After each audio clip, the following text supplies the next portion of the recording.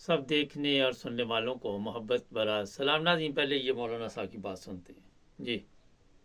शौहर अगर बीवी को निकल जा, चली जा, दफा हो जा, इस तरह के अल्फाज इस्तेमाल करता है, बोलता है, तब भी तलाक वाक़ई हो जाती है। लेकिन उसके लिए शर्त ये है कि या तो ये वर्ड उसने तलाक की नीयत से बोले हों, या फिर तलाक की बातचीत चल रही हो जिससे पता चले कि ये तलाक देने के लिए उसने लफ्ज इस्तेमाल किया है, तलाक देने के लिए उसने बोला है, तब भी बीवी को तलाक वाक़ई हो जाएगी और इन अल्फाज के साथ तलाक बायना वाक़ई होगी जिनसे निकाह खत्म हो जाता है। नाज़रीन, जहालत में हम इतनी तरक्की कर चुके हैं, और मैं असल में आजकल इसी मौजू पे कोई ना कोई बात करना चाहता हूँ। पिछले हफ्ते एक मैंने प्रोग्राम किया था, लोगों ने पसंद किया और कहा कि इस तरह के प्रोग्राम भी होने चाहिए। जो सबसे बड़ा हमारा प्रॉब्लम है कि हम इस्लामी तालीमात को नहीं समझ सके। ये है सबसे बड़ी प्रॉब्लम। हर बंदा जो आके बताता है कि तलाक इस तरह हो जाती है, जिस तरह ये मौलाना साहब फरमा रहे हैं, इन्होंने ना तो इस्लामी तालीम पढ़ी है, ना इनको मेरा ख्याल इस चीज़ का पता है। ये लोगों को, क्योंकि हमारे माशरे में जहालत है, और जिस तरह का ये मौलवी है, इस तरह के वहाँ जाहल अवाम भी है जो इसकी बातें सुनकर तो मेरा ख्याल कई अमल भी कर लेते होंगे। अब जो आपका टीचर जिस तरह उस्ताद समझाएगा, तो शागिर्द जिस तरह खुद बेचारे कुछ भी नहीं करने के काबिल, हर चीज़ उन्होंने मौलवी पे छोड़ी हुई है। जनाजा मौलवी, निकाह मौलवी, दुआन मौलवी, ख़त्म मौलवी, पता नहीं क्या क्या वाला जो कुछ भी है वो मौलवियों ने करना। मौलवियों को पैसे देते हैं, मौलवी बैठे बैठे नई से नई चीज़ दरियाफ्त करते रहते हैं, नई से नई चीज़ कहानी सुनाते रहते हैं। और अवाम जो है, क्योंकि खुद उनके पास इतनी अक्ल नहीं है, शऊर नहीं है, समझ नहीं है कि वो खुद भी कोई तालीम हासिल करें या खुद भी इस पर कोई रिसर्च करें। रिसर्च कैसे कर सकती? बच्चे को आपने बताया ही नहीं कि आपने जनाब ये सीधा रास्ता इस पर जाना, तो वो किस तरह जा सकता? और यही सबसे बड़ी प्रॉब्लम है कि पाकिस्तान में आपने देखा कि इन उलमा ने जो मुल्क का हाल कर दिया, वो मेरा हाल आप सबके इल्म में, सबके सामने। इस पे आज लंबी कहानी हो जाएगी, फिर लोग कहते हैं जी एक बात पे आप काफ़ी चीज़ें समझा देते हैं। मकसद ये होता है कि जिस तरह की आवाम है उस तरह पे थोड़ा टाइम लगाना पड़ता है ना समझाने के लिए भी। पहली चीज़ तो यही है कि गुस्से में आके कोई भी कदम कोई उठाता है तो वो कदम गलत होता है, मैं आपको बता दूँ।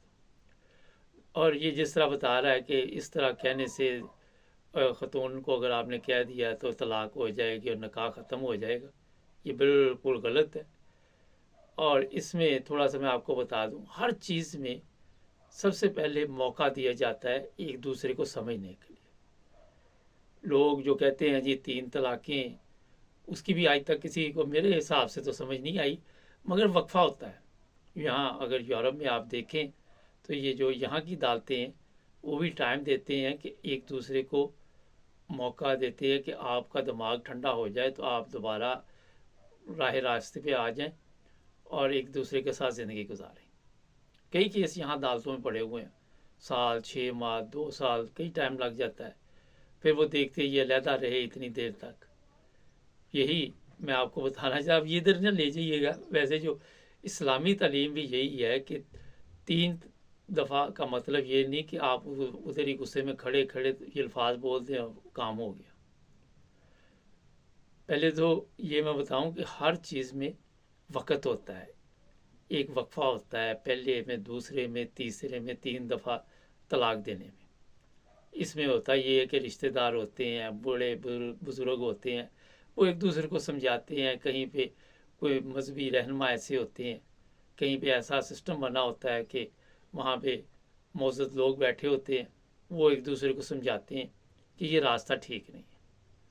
और फिर भी अगर ना समझो तो कोई 3 माह का वक्फा, 3 माह के दौरान ये सारा चलो कम कर लो या 3 माह कर लो जितना भी, मगर ये मैं बता देता हूँ कि अचानक आप खड़े खड़े इस तरह कह दे, उस तरह कह दे, ये कह दे, वो कह दे, ये सब चीज़ें जो है ये बेकार हैं। इन उलमा से बचे।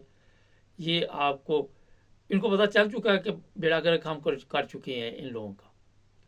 ये नहीं कि इनको नहीं पता, क्योंकि इनका अपना बेड़ा गर्क हुआ है।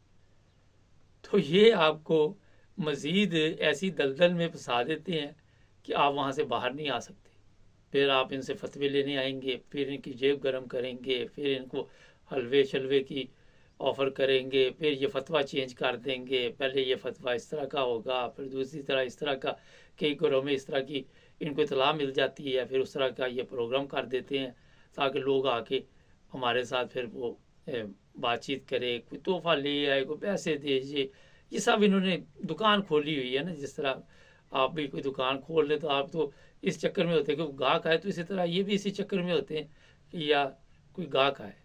جس طرح قبرستان میں آپ نے دیکھا جو قبریں کھودتا وہ بھی یہی انتظار کر رہا تھا. مگر دکانداری وہی ہے جہاں پہ ایمانداری ہوتی ہے. جہاں پہ آپ نے ایمانداری کے ساتھ بزنس کرنا ہے وہی ترقی ہوتی ہے، اسی میں برکت ہوتی ہے. تو ان علماء نے اسلام کو جس نقشے کے ساتھ پیش کیا، کبھی کوئی کسی کا نکاح توڑ دیتا ہے، کبھی کوئی کسی کا نکاح توڑ دیتا ہے.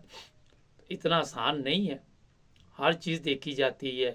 بیوی کس حالت میں اس وقت ہے اور اس وقت کیا حالات ہیں گھر کے. اس کے بعد وقفے سے وقت کے ساتھ ساتھ یہ قدم اٹھائے جاتے ہیں. یہ مختصر سا جواب تھا، میں نے کہا دے دوں، کیونکہ میں اس کی بات سن رہا تھا تو میں کہہ رہا تھا یار کئی جاہلوں نے اس کی بات سن کر اپنا گھر پر بات کر لینا. تو احتیاط کریں، ہمیشہ جاہلوں سے دور رہیں. مگر معاشرہ ہمارا جاہلوں سے دور جا کے پھر جاہلوں میں بیٹھیں گے، کدھر جائیں گے؟ یہ بھی تو ایک سیاپا ہے نا. یہ بھی تو ایک پرابلم ہماری ہے، کیونکہ ہر طرف تو اس طرح کا ماحول بنا دیا گیا ہے.